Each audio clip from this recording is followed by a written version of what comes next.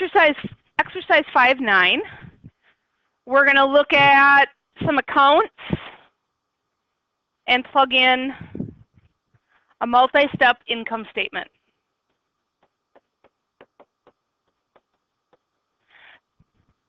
Multi-step versus single-step, we're taking a look at a lot of stopping points instead of just revenue, expenses. Done. We're going to have the revenue and expenses pertaining to the operations of business, and then that other section, revenue and expenses that are outside of their business realm. I'm on the top of page 255. Presented below is information for furlough company in the month of March. Prepare a multi-step income statement, and then part B is asking you to calculate the gross profit rate, or what I use interchangeably, the ratio. So we're trying to figure out what has to do with the business, what doesn't have to do with the business. Okay? It doesn't really tell us what kind of business furlough company is. So we don't know if they're a hair shop, if they're selling flowers, or, so it's kind of hard to determine what is part of business and what's not, but we'll do our best. Do you have the first heading in there or not? No? So the first heading would be sales revenue. There's two stop signs involved here. We have to figure out net sales and we have to figure out gross profit.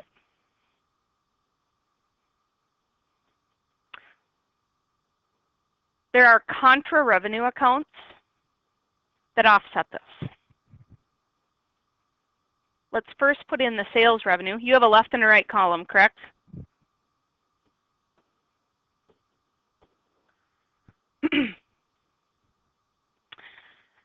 If you would like to, if you're using pencil, lightly cross off sales revenue in your book, because we're trying to take all of that information and get it onto this income statement some way. So you could cross off that we did the revenue.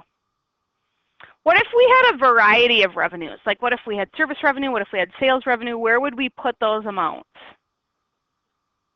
In the left column, and then you'd bring your total sales revenue over there.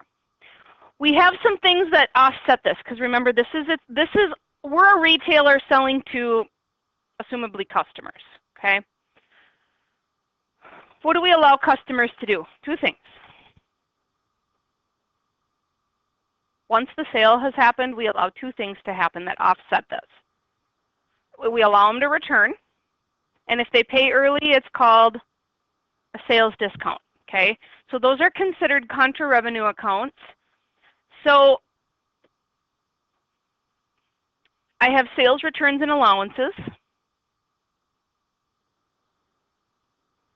And I also have sales discounts.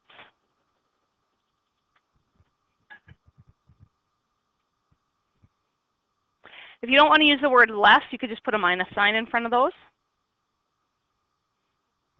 One thing I would like you to write out here on the left margin, these two are contra revenue accounts. They would normally have debit balances because sales revenue has a credit balance. So they're kind of naughty. They offset the sales revenue, excuse me. Does anyone remember what would go on the next line? It's not gross profit yet. Has to do with sales. Yeah, and do you know what we're calling the total? Net sales. Now the reason I crossed off that 21,000, if you wanted to total contra revenue, you could put 21,000 on its own line.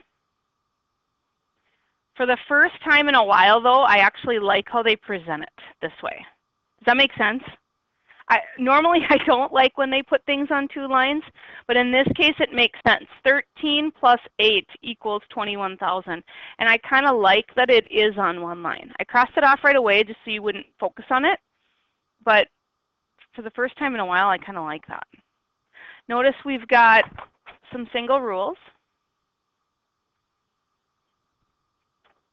What are we going to do with the 380 and the 21,000? Add or subtract them? If it's contra revenue, we're going to subtract them.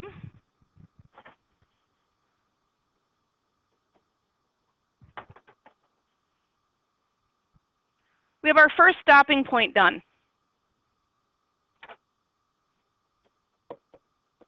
We have another one though.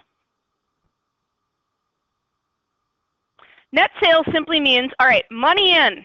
Buy those Under Armour sweatshirts. Fabulous. We have two things that pick at our sales because we let them return, and we offer discounts if they paid early. But you know what? In the AR world, we'd rather throw them a bone of $8,000 because we got our AR liquidated. We got our money from our AR. So perfect. This is not our true profit yet though, because we have another little hiccup, another little stop. Do you guys remember what it is? Was the stuff free? What's it called? COGS, another stopping point. So we're going to take our net sales minus cost of goods sold. That's a pretty expensive COGS. Would you agree? I'm actually surprised. That's pretty expensive. So although we've got this $359 sitting in our pocket after we've let the expenses, the sales revenue and sales discount returns all happen, now the stuff's not free. A third contra revenue, 1, 2, 3 things that offset our revenue. Do you remember what the next line is called? Gross profit.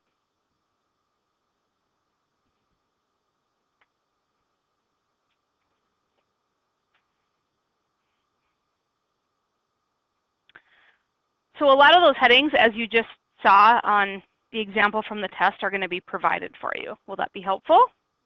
You can thank our college cooperating professor for that one. Are we done with the top half? Because what are we going to roll into next?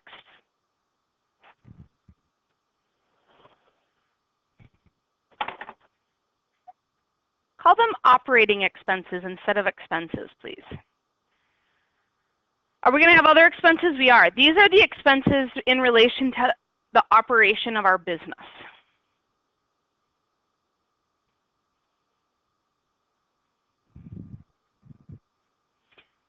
Take a peek at your remaining list items. How many operating expenses do you think we have?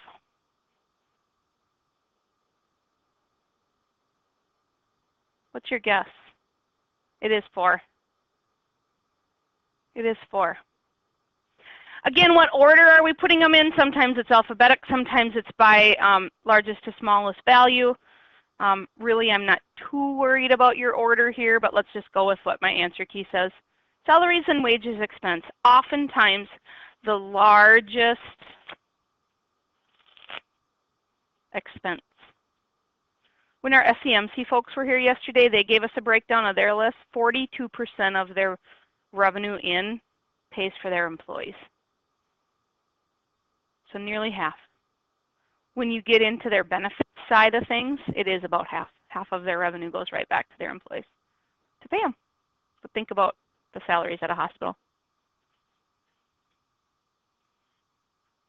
Rent expense.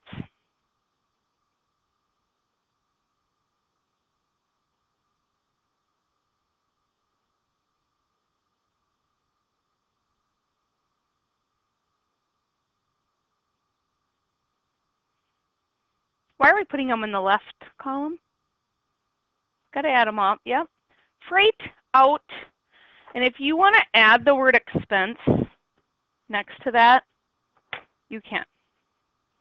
Let's think about freight in versus freight out.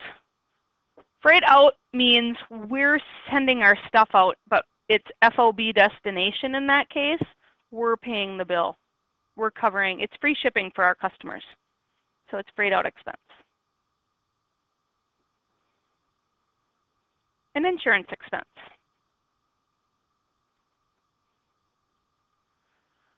Those 4 added up would be total operating expenses. Again, notice that word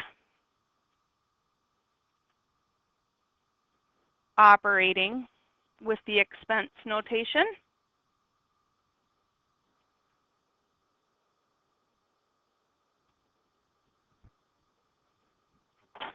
we've covered another major section.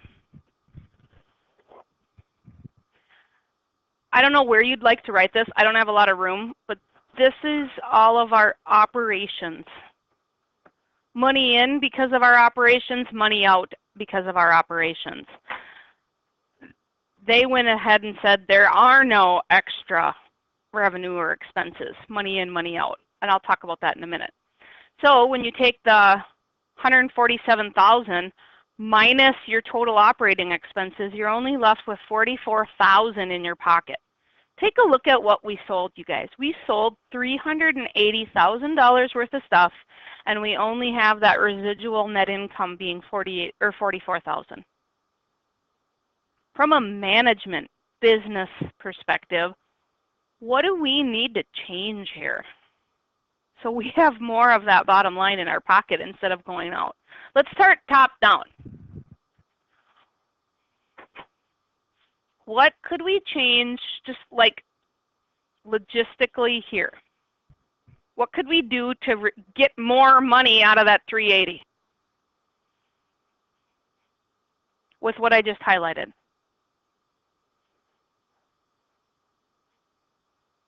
Instead of letting it return, give them just credit. Yes, so they have to come back.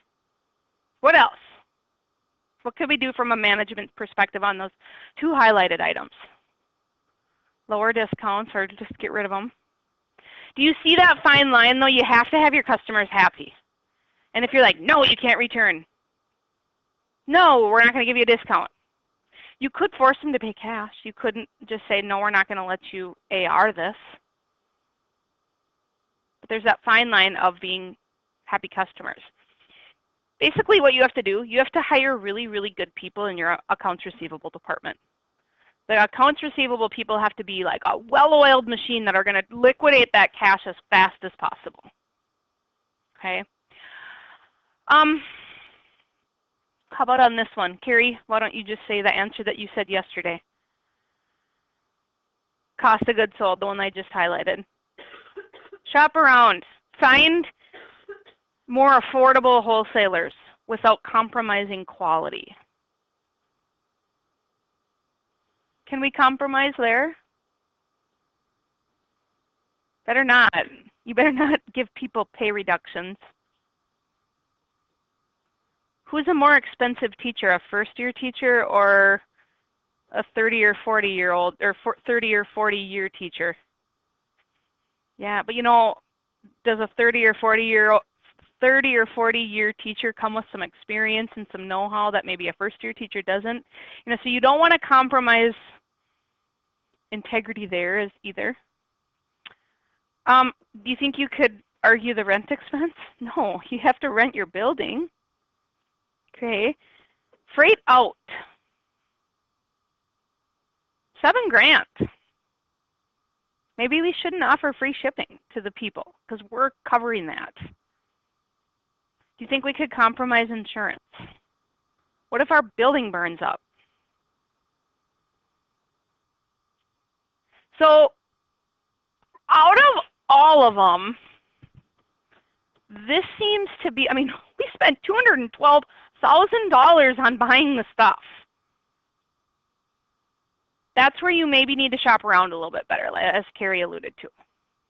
That's a huge chunk of it as well.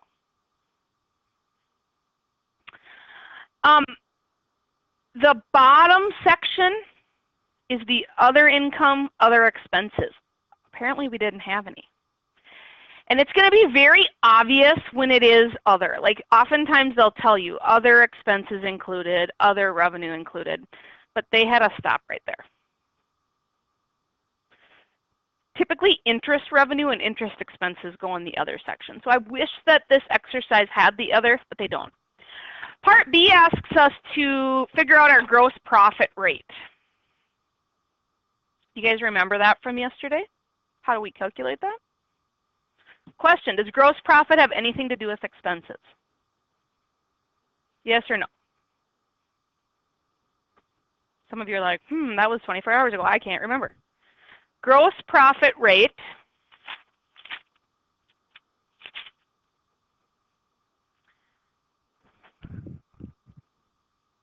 has nothing to do with expenses. We're going to take our gross profit divided by our net sales.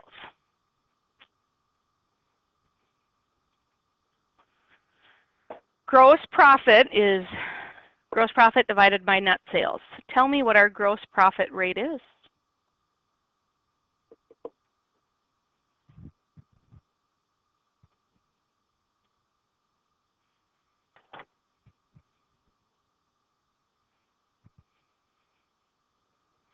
It's 40-something, I think, if I remember right. We're taking gross profit divided by net sales.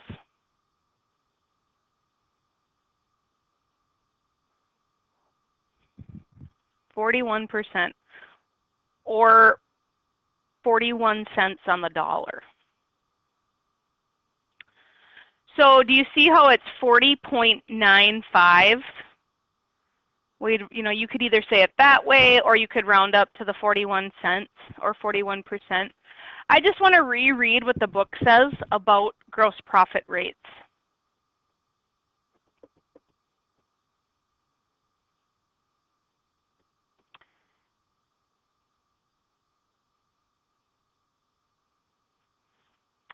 Gross profit represents the merchandising profit of a company. It's not a measure of the overall profitability because the operating expenses haven't been factored in. Managers and other interested parties closely watch this amount and its trend. They compare current gross profit with reported past periods. They also compare the company's gross profit rate with its competitors. Such comparisons provide information about how effective they are at purchasing. So that goes back to what Carrie talked about. How effective are they at buying the best bang for their dollar so they can return the most profit?